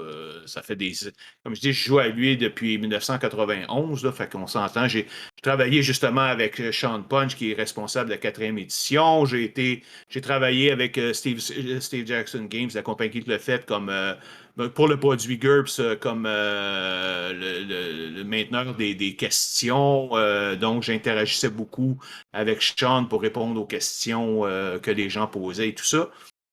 Fait que je le connais très bien. Mais en fait, ce que ça fait, c'est que ça me permet de le mettre en arrière parce que j'ai rarement besoin d'aller fouiller dans les règles. Je le mets en arrière pour pouvoir me concentrer essentiellement sur l'histoire et le scénario, puis les personnages, puis tout ça, parce que c'est ça qui m'intéresse vraiment. Fait que moi, je vois le. Fait que ce que j'ai fait, finalement, je dis pas que c'est le meilleur système. Ce que je dis, c'est que il me convient à moi, à la manière que je veux jouer. Et donc, je peux. Tu sais, je le connais, j'ai pas besoin de perdre du temps à apprendre un nouveau système lorsque je pars une nouvelle campagne. J'ai pas de temps à perdre à apprendre un nouveau système pour le partir. Par contre, ce qui arrive, c'est que je le connais très bien. Fait que c'est rendu facile pour moi à modifier certaines choses si je veux que ça aille plus vite dans les combats ou je veux que ça, au contraire, que ça soit plus tactique. Je suis capable de le modifier de façon relativement facile et simple. D'ailleurs, j'ai une version modifiée des combats, par exemple, pour mon jeu de justement Mousquet sur coupe volante, qui fait en sorte que les combats vont beaucoup plus vite, mais sans perdre trop la richesse, si tu veux, que GURPS nous permet, parce qu'il y a toutes sortes de manœuvres. Tu sais, veut dire, quand tu regardes un combat, souvent, tu sais, tu vois toutes sortes de manœuvres séparées ou de flamboyantes, différentes, avec des effets différents. Il y en a qui aiment ça jouer ça, il y en a qui veulent dire, OK, je fais juste rouler, j'attaque avec mon épée, je roule, je réussis ou je perds ou je réussis pas, puis c'est tout. Et GURPS te permet de faire les deux. Fait que c'est pour ça que moi, c'est comme j'ai trouvé un bon système, je le maîtrise, c'est fini, parfait, je mets ça de côté, puis c'est ça que j'utilise, puis là, je peux me consacrer à ce que j'aime, créer, jouer, interagir avec mes joueurs, avoir du fun avec eux autres, faire les résumés, j'aime ça, tu sais, sans ça, parce que sans ça, je prendrais pas 2 heures après chaque session, 2, 3 heures pour réécrire le résumé au complet, pour pouvoir après ça le publier en ligne. J'aime quand même faire ça. Fait que j'élimine la job que j'aime pas et je me garde la job que j'aime. Puis en fait, je ferais un parallèle avec le Festival Draconis avec ça parce que, comme je dis, quand on avait commencé une édition en 2006, juste de 2006 à 2009. Bon, ça s'appelait autrement, puis après ça, c'est devenu le Festival Draconis dans 2008. Mais c'était un événement indépendant. Donc, il fallait trouver une place, il fallait payer, il fallait charger de l'argent, il fallait faire de la publicité, il fallait trouver des commanditaires et tout ça. Et écoute, on est tous des joueurs, là. On s'entend, là. Il n'y a personne qui était des spécialistes dans ces affaires-là dans notre groupe. Donc, il n'y a personne que ça intéressait de jouer et de s'occuper de ça. Et c'est ça qui a fait qu'au bout de 4 ans, on a décidé d'arrêter parce qu'il n'y avait plus personne qui veut s'occuper de ces jobs-là. Des jobs qui sont plates. L'organisation même du festival, la logistique, l'organisation des parties, ça, c'est le fun à faire. Ce qui est pas le fun, c'est d'aller essayer de quêter de l'argent aux différents jeux, leur permettre pour faire des annonces, faire un document là, avec un programme où ils vont pouvoir mettre leurs annonces, etc. Ça, c'est pas mal moins le fun. Il y a toutes les questions de compte de banque pour un organisme non lucratif qu'on était dans le temps. Et donc, ça avait arrêté à cause de ça. Une des choses pour laquelle on a réussi à repartir en 2017, c'est que comme on était à l'intérieur de Montréal Joue, on n'avait pas le droit de charger quoi que ce soit. Il fallait que ce soit gratuit, puis c'était correct. Sauf qu'en même temps, ils nous donnaient la place. On avait déjà, ils nous fournissaient une place pour le tenir. Ils nous fournissaient de l'infrastructure. Ils nous fournissaient de la publicité les sites de Montréal Joue. Et ben, évidemment, on n'avait pas besoin de commanditaires en tant que tel. Donc, on n'avait pas besoin d'aller chercher d'argent. On pouvait avoir des marchands, oui, s'ils étaient intéressés, mais tu sais, c'était pas une question de vie ou de mort. Donc, à ce moment-là, et c'est pour ça que depuis ce temps-là, notre festival fonctionne, mais on n'a pas de problème, on n'a aucune intention d'arrêter parce que on s'est débarrassé littéralement de tous les jobs qui nous intéressaient pas. On n'a pas à les faire. On garde juste les jobs qui sont le fun, la programmation, tu veux dire, l'organisation sur place, aller chercher des lives, des murders, des sessions, aller chercher des parties, parler avec les joueurs, les maîtres de jeu et tout ça. Ça, c'est le fun. Puis en fait, c'est à cause de ça, justement, qu'on a été capable de se débarrasser de toutes ces affaires-là qu'on est capable de laisser. Parce que c'est ça l'affaire, on n'est pas payé, on s'entend, on n'est pas payé. Il n'y a personne qui paye, qui nous paye. On fait ça juste par le plaisir. Fait que, tu sais, on ne veut pas nécessairement non plus se taper des jobs qui ne nous intéressent pas à ce moment-là. Hein. Ce qui est très très bien. C'est ce qu'il faut faire en fait. C'est très très bien. Ah ouais. C'est- Non, mais Enfin, c'est on c'est vrai a. que c'est une solution plus simple, généralement, autant Ben la ouais. prendre parce que sinon c'est vite galère. Et tu parlais donc du festival Draconis, on va revenir dessus parce que finalement on en a pas tant parlé que ça. On a parlé de Eh oui. l'organisation, d'où ça vient, etc. Mais là, du coup, cette année, du 25 au 27 février 2022, qu'est-ce que vous nous prévoyez de beau pour ce festival Draconis? Je rappelle pour les gens qui seraient intéressés pour le festival, vous avez le lien d'invitation de Discord qui est juste en dessous de la date sur l'écran. Sinon, il sera en description. Oups. Je ne t'entends plus. Ah si, c'est bon, je reviens. Ouh, C'est bon? la main malencontreuse qui débranche le micro, ça arrive. Euh, ce sera gardé au montage. Incroyable.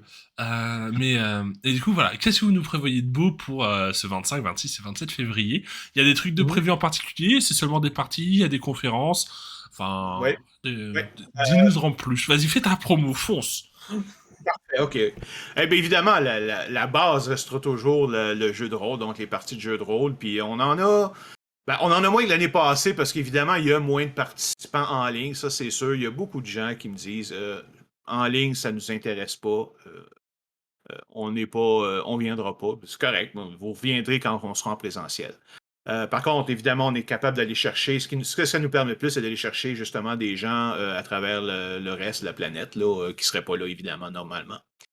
Fait que donc, ce qu'il y a, c'est il y a environ, je pense, si je me rappelle bien, on est rendu à environ 65 scénarios.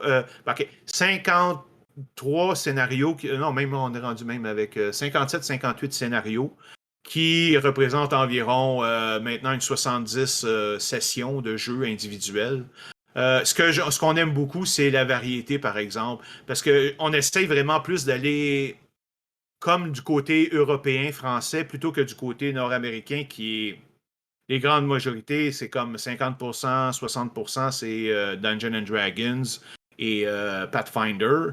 Alors que nous autres, on en a évidemment de chacune des sortes, mais c'est juste une petite partie.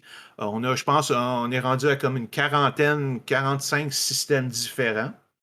Fait que c'est pour ça que je dis ce côté-là. Il y a donc plusieurs jeux français qu'on a découverts, là, et même des jeux québécois. Là, c'est ça, évidemment, on est beaucoup moins avancé sur ce côté-là, mais il y a quand même un certain intérêt à créer des jeux, des jeux québécois, souvent basés sur le folklore québécois, ce qui fait différent. Et moi, j'ai beaucoup de fun là-dessus. De prendre des événements du passé, des événements mystérieux, puis d'en faire quelque chose, un scénario de maître de jeu avec ça. On a essayé aussi cette année, ben, c'est ça, moi, les jeux en ligne, comme je disais, les jeux conventionnels, ça m'intéresse un peu moins à cause le fait de jouer avec des personnes. Puis c'est surtout que il y a toute une. Si tu veux avoir des tables de jeux virtuelles, c'est toujours des affaires à créer. Par contre, on essaye aussi d'offrir des jeux qui sont faits spécialement pour être faits en ligne. On a, par exemple, Alice is Missing, donc qui est un jeu spécifique qui est fait pour être joué par texte sur, enfin, un Discord d'ailleurs. Il y a des templates de Discord, des gabarits de Discord là, qui existent pour ça. Donc, c'est vraiment un scénario qui est fait pour être joué avec des personnes à distance. Bon, je voulais offrir une partie de View Screen, mais finalement, j'ai dû la laisser tomber parce que j'avais pas le temps de la préparer. Mais View Screen, c'est un jeu qui nous permet. C'est comme vous êtes à l'intérieur d'un vaisseau spatial, il y a plusieurs scénarios disponibles et vous jouez chacun une personne, un poste dans le vaisseau spatial. Ce que ça fait, c'est que vous êtes tous isolés l'un des autres et vous ne pouvez que parler, communiquer que par vidéo-caméra. C'est comme si c'était un système de communication. Donc, évidemment, ça se joue très bien en ligne avec un système de vidéo-caméra. Le jeu est fait pour ça et les règles sont très simples. Il y a aussi une de vos compatriotes qui s'appelle, en tout cas dans notre système, dans notre Discord, s'appelle Maury, qui nous a fait des propositions qu'on a acceptées, qu'on trouve super intéressantes. C'était un jeu, par exemple, d'improvisation comme un scénario, une histoire partagée, c'est-à-dire qu'il y a un canal réservé pendant toute la fin de semaine où à n'importe quel moment, quelqu'un peut venir. C'est une histoire que tout le monde écrit, si vous voulez, que tous ceux qui sont intéressés écrivent, un paragraphe à la fois. Donc, quelqu'un va venir, il y a 15 minutes, 20 minutes de libre, il peut aller voir là, ah, j'ai une idée pour continuer l'histoire, et il va l'écrire, et après ça, il va la mettre là. J'ai des affaires pour faire un exercice comme ça de création de ressources, des lieux que tout le monde pourra utiliser par la suite. On a fait aussi, la première fois cette année, on a fait une jam de création de jeux de rôle. Donc, c'était la première fois qu'on le faisait. Je sais que ça se fait régulièrement, mais c'était la première fois qu'on le faisait. Puis, on a beaucoup, beaucoup aimé l'expérience. On a eu quand même une bonne quinzaine de propositions là, pour nos de jeux. Donc, évidemment, il y a des panels toute la fin de semaine. Notre horaire est pas mal rempli. Dans les périodes de jeu, on a même des plages horaires spécialement pour les Européens. Donc, on a une qui est pour nous autres entre 4 heures et 8 heures du matin, qui est pas pour toi, là, je comprends, là, si tu te lèves à 4 heures, là, mais Alors, d'un point de vue purement technique, si. En fait, je peux, parce que du coup, je ne suis pas couché à cette heure-là. ah, ok, ok. On a mis des sessions là comme l'année passée. C'est ça, en général, donc on va avoir 4 sessions de 4 heures par jour. Ou 8 sessions de 2 heures, là, dépendant de ce que vous voulez. Donc, il y a les panels qui sont là. Évidemment, on a des marchands qui viennent proposer leurs produits. On a des créateurs qui viennent nous présenter leurs choses, ceux qui font de l'artisanat et tout ça. Donc, disons, j'espère, je pense qu'on va quand même offrir quelque chose qui va permettre là, aux joueurs là, de venir passer. C'est comme la fin de semaine à faire toutes sortes de choses là, et non pas juste jouer des parties, évidemment, ça demeure le plus important, le but de ça. Et aussi, chose précise que je dois dire, c'est que tous les CNC, c'est vraiment aussi pour permettre aux nouveaux qui n'ont jamais entendu parler de ça ou j'ai déjà entendu parler mais qui n'ont jamais essayé les jeux de rôle, de venir essayer. On demande que toutes les parties puissent être jouées par n'importe qui. Évidemment, c'est sûr que ça va demander quand même une présentation au début et tout ça. Mais je veux dire, il ne faut pas que les gens s'attendent à ce que les joueurs soient tous des experts. Puis en fait, moi, il y a bien des parties que j'ai offertes à des places, à des affaires comme ça, où ce que les gens les plus fun étaient ceux qui n'avaient jamais joué avant, parce qu'ils n'étaient pas tenus aux conventions de ce qu'il faut faire. Donc, il y avait, leur esprit était ouvert à beaucoup plus. Oui, on peut essayer de faire ça, on peut essayer de faire ça, alors que quelqu'un dit, mais non, dans une game sérieuse, on ne peut pas faire ça parce qu'il va y avoir telle affaire. Non, ils vont dire, non, on va l'essayer. Puis à ce moment-là, ça nous permet de faire des choses qui étaient hors normal, là, qui n'est pas dans la normalité, là, si tu veux, de ce qu'on peut s'attendre. Fait que le même scénario peut finir de façon tout à fait complètement différente, là, dépendant des joueurs là, et de leur niveau d'expérience. Mais c'est Ouais, vraiment. c'est C'est vraiment... c'est ce moment où t'as ton équipe d'aventuriers qui, avant le boss final, va à la boulangerie du coin pour acheter 18 sacs de farine, les lancer à la gueule du boss et balancer une boule de feu, quoi. C'est... C'est ça. Ouais, mais si tu lances un paquet de particules de farine dans les airs, après ça, tu lances une boule de feu, je serais curieux. Tu vas voir, c'est quoi les effets? Là? c'est ultra inflammable, en fait. C'est ça, c'est C'est très c'est- efficace. c'est ultra inflammable, la farine. Faut le savoir, c'est-à-dire bon, Ouais, le faites pas chez vous, mais si vous faites un barbecue et que vous prenez, ne le faites surtout pas, c'est dangereux, genre une poignée de farine et que vous la balancez, il y aura une grande flamme, en fait. Parce que, bah, ouais, ça crame bien bien. exact. Fait que ouais, c'est ingénieux, mais en même temps, c'est comme, ouais, je pense que ça devrait fonctionner.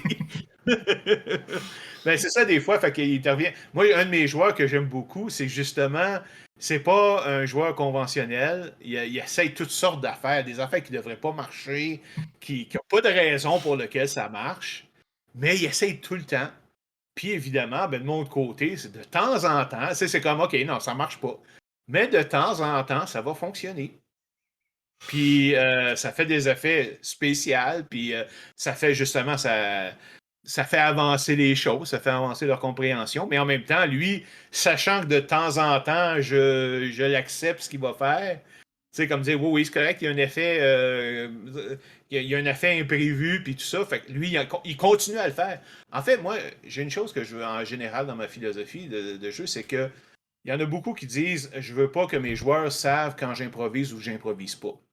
Évidemment, quand tu le fais, quand tu le présentes, tu veux pas qu'ils le sachent. Mais après ça, j'ai aucun problème à dire ces aspects-là ont été improvisés à cause de X, Y, Z. Vous avez fait ça, fait que ça, c'est arrivé. Donc, je leur montre en même temps que leurs actions ou leurs suggestions ont changé le monde de l'histoire. Si j'ai une énigme, ou en tout cas une manière de sortir que j'ai pensé, mais en fait, toujours, j'ai dit, OK, il pourrait faire ça, mais c'est jamais fixe, là. Je veux pas les forcer à faire ça. Puis il m'arrive avec une autre solution. Hey, ça devrait plutôt être lui parce que de la fin. Et la personne a parfaitement raison. Ben, j'ai aucune raison de garder mon scénario initial. Non, non, il a raison, ça fait plus de sens. Parfait, c'est ça, la solution. Et ils vont réussir à la trouver comme ça.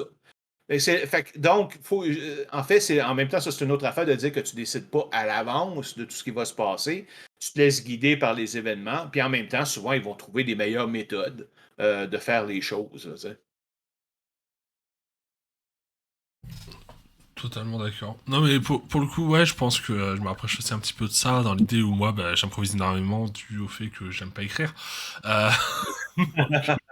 non, vraiment, je la ressors quasiment à chaque talk aussi, mais une de mes plus grandes expériences de jeu de rôle, c'est quand j'ai maîtrisé un truc d'horreur et que j'avais un post-it de scénario et une playlist de musique qui font peur que je mettais en aléatoire avec différents rythmes. T'avais des trucs un peu de métal, des trucs très calmes, très doux, des trucs un peu temporisés mais un peu sympas, tu vois. Et je masterisais à la musique.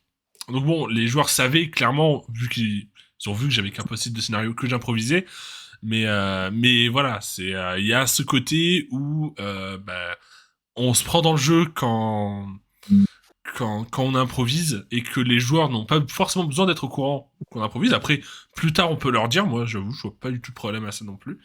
Mhm. Et je trouve ça cool justement de faire évoluer son scénario en fonction de ses joueurs aussi. Dans l'idée où bah, t'as une situation, si ça paraît aux joueurs tout à fait logique d'aller voir ce personnage alors que dans le scénar c'est pas prévu, bah ouais, bah, t'as raison frère, fonce en fait. Ben oui, exactement. Je vais pas te mettre un truc à la con pour te dire non tu peux pas, non, en fait t'as complètement raison. Mhm. En fait, ben, juste pour terminer le point, ben, je me demandais, écoute, il me semble qu'il y a quelque chose que je voulais terminer comme point, puis je l'avais pas, je l'avais comme oublié, je viens de me rappeler. Le but de dire que je dis à mes joueurs que j'ai modifié mes actions en fonction de ça, c'est que encore une fois, ça les encourage. Ça les encourage dans le sens, ils savent que si ils proposent quelque chose qui a de l'allure, je vais le prendre puis je vais l'inclure. Donc, ils se sentent en même temps inclus dans la construction du monde, dans la construction de l'intrigue, en même temps que de la résolution.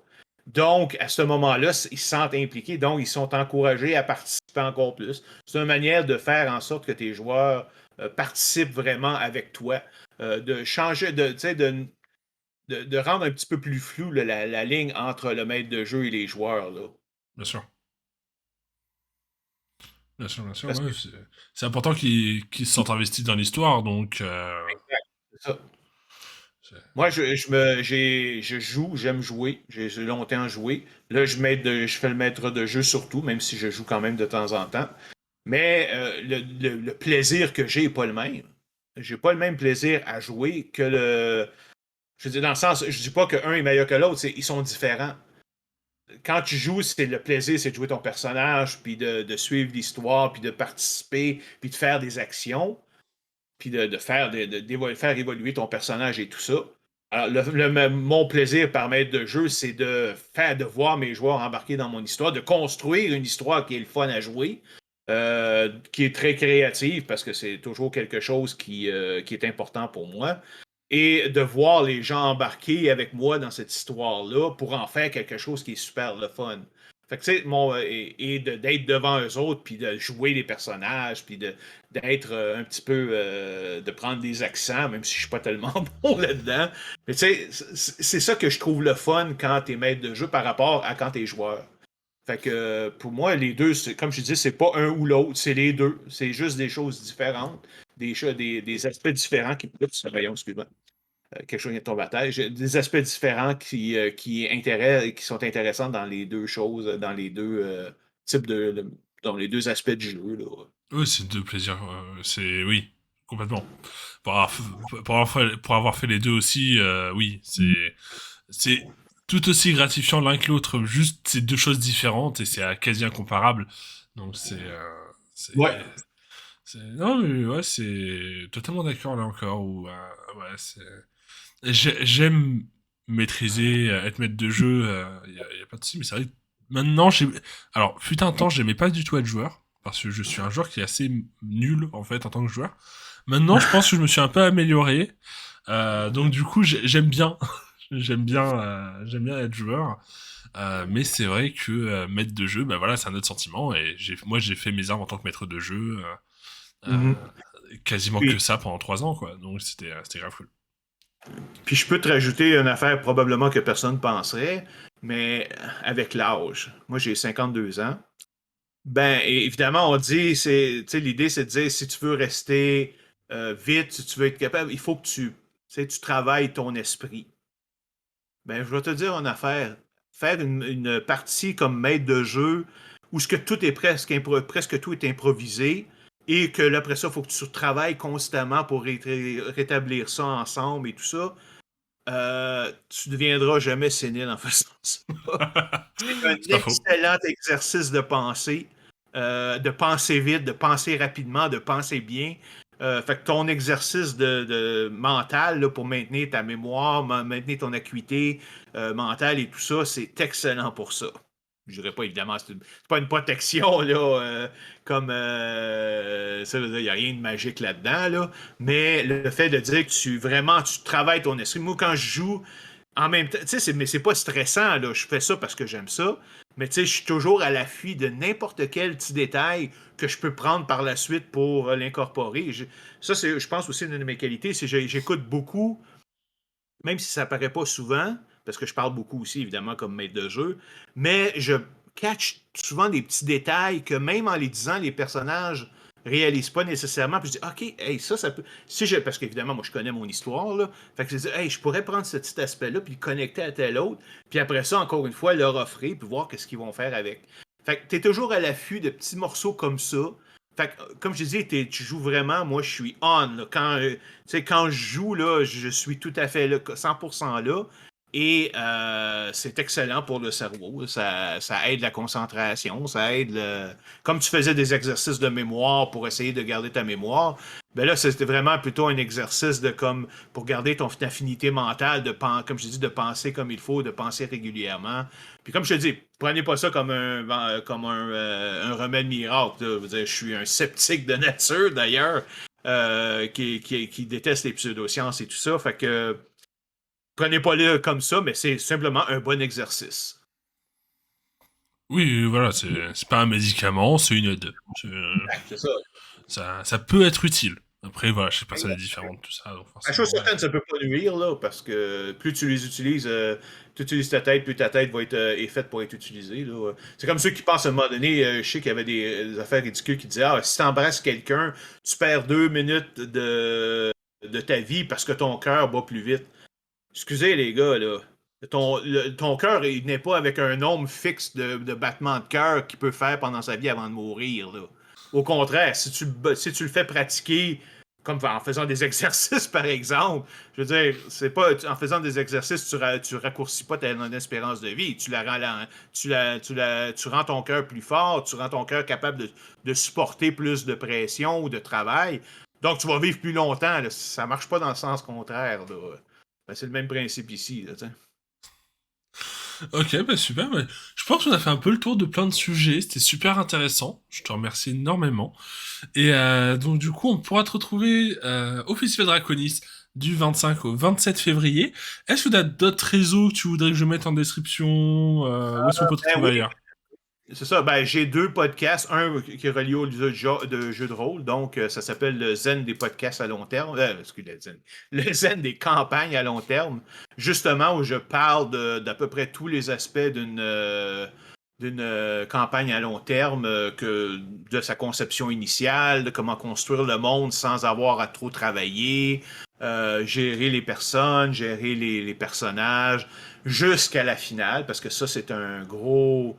Tu sais, quand tu fais, je dis rapidement, comme si tu fais un scénario de 2 parties, on s'entend que la finale, tu sais, va arriver, puis c'est fini, là, on passe à autre chose. Quand ça fait 5 ans que tu joues à la même campagne, tu sais, c'est la même chose comme, par exemple, Le Seigneur des Anneaux. Ben, il faut que ta finale, comme, montre que ça a valu la peine de jouer pendant 5 ans Ouais, pour arriver à quelque chose. je peux Fait comprendre. il y a des maîtres de jeu qui peuvent dire, oh, il a de se sentir stressé, de dire, hey, comment je peux faire pour offrir quelque chose qui va, dont les gens vont se souvenir et tout ça. Fait que ça peut être la source de grand stress. Fait que je donne beaucoup de trucs, par exemple, comment faire une bonne finale. C'est Donc, ça, c'est si au bout de 6 ans de campagne, t'arrives et en fait finalement tu vas juste à la boulangerie acheter ta baguette de pain, bon, c'est il y a ça, un petit exact, goût amer derrière quand même. c'est ça, tu t'en vas sur l'étoile de la mort, puis finalement, tu trouves un petit kiosque qui vend du pain. Fait que t'achètes ta baguette chez vous. On s'entend-tu que les gens seront pas nécessairement satisfaits de ta faim? Fait que, et j'ai aussi un autre podcast qui est complètement différent. Ben là, ça, je disais, je suis contre la pseudoscience et tout ça. Fait que j'ai un podcast qui s'appelle Science, Pseudoscience et Scepticisme. Un nom un petit peu vantard, un petit peu arrogant, mais bon. Mais c'est principe de dire, c'est que je couvre des sujets, là, justement. Ben, moi, puis mon co-animatrice Isabelle, on couvre des sujets là, des pseudosciences, mais aussi des choses, des mystères inconnus. Comme bon, là, on vient de passer un épisode sur les Ancient Aliens pour montrer pourquoi ils sont jamais probablement venus sur Terre, ou on parle de l'homéopathie, de l'ADN, des choses comme ça. Fait que c'est vraiment. Évidemment, c'est fait. Moi, je suis pas un scientifique, elle non plus. Par contre, j'ai quand même une bonne capacité de vulgarisation puis de compréhension. Fait que, en général, les gens semblent apprécier là, et comprendre surtout là, des sujets même assez complexes. Là. Fait que si jamais ça vous intéresse, là, Tout sera donc, évidemment en description, il n'y a aucun souci là-dessus. Ok, bah écoute, merci encore d'être venu. Merci encore d'avoir pris ce temps de ta contrée éloignée que j'espère rejoindre bientôt. on n'est pas si là, quand même. Mais là, ça a été super de plaisant. Là, donc, peut-être qu'on va s'en revoir. Une prochaine, Avec quand très grand on va plaisir. se rencontrer. Avec très très grand plaisir, il n'y a aucun souci là-dessus. Puis non, ils sont pas tous vieux comme moi dans le groupe. Il n'y a pas de problème, il n'y a pas d'âge pour se faire du bien autour d'une bonne tablette de jeu de rôle.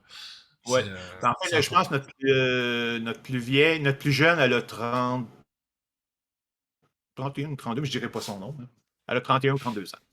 Fait qu'il y a quand même une belle diversité. Non, mais je vais avoir 25 ans cette année, je vais rejoindre le club des vieux, t'en fais pas. OK. C'est bon. Voilà, et Merci. puis merci à toi, vraiment. Parce que, comme je dis à chaque fois, je passe toujours 1 heure à me remercier les invités, parce que sans invités, il n'y a pas d'émission. Donc, je pense pas être assez intéressant pour tenir 1 heure et demie tout seul. Mais Ouais, il faut avoir des affaires à dire, oui, pour durer 1 heure et demie. Ouais. je pourrais te lire la notice de l'Iprane, mais je suis pas sûr que ça va être grand monde. Hein, Ah, mais tu vois, en même temps, on n'a même pas eu le temps de. Pas qu'on n'a pas eu le temps, on n'a pas pensé à. C'est correct, je voulais dire. Tu sais, qu'est-ce que je pensais des actual plays, mais j'embarquerai pas là-dedans, ça va faire trop de contrôle. Non, mais écoute, après, tu pourras revenir à l'occasion. Au pire, je ferai un épisode spécial Ouais. Actual Play avec un peu de montage, où on pourra C'est bon, parler y a pas de problème. d'Actual Play avec plusieurs invités. Il y aura aucun souci là-dessus. OK. Je te remercie encore. Je vais faire la petite conclusion. En tout cas, Vas-y. merci beaucoup de nous avoir écoutés. Merci beaucoup d'avoir pris 1 heure et demie de votre temps pour écouter ça. C'était passionnant. Et vous pouvez donc retrouver donc le Festival Draconis. Vous avez tous les liens qui sont affichés sur votre écran et également en description. Donc le site, le Facebook, le Twitch, le YouTube, le Twitter et le Instagram, ainsi qu'évidemment le Discord, avec donc les podcasts de notre cher ami Stéphane. Quant à la Dice Rolling Tea, vous nous retrouverez donc sur cette chaîne YouTube. Mettez donc un pouce, partagez et abonnez-vous, mettez la cloche. Voilà, j'adore faire ça. Vous pouvez également nous retrouver sur Twitter, donc c'est DiceRollingT, @DiceRollingT. Sur Discord, le lien sera en description également, où on fait tout plein de choses, on fait plein de jeux de rôle. Vous pouvez également me retrouver sur Twitch, twitch.tv /Enfis0. Enfin, sur Enfis tout court, c'était déjà pris. Terrible. Fallait s'en douter. Mais voilà, n'hésitez surtout pas à venir nous rendre visite. On est sympa, on mord pas fort. Et bien sûr, traditionnellement, et j'ai un plan pour y arriver un jour, sachez-le, peut-être dans 10 ans, mais j'y arriverai. La prochaine fois, on interviewe Terry Crews.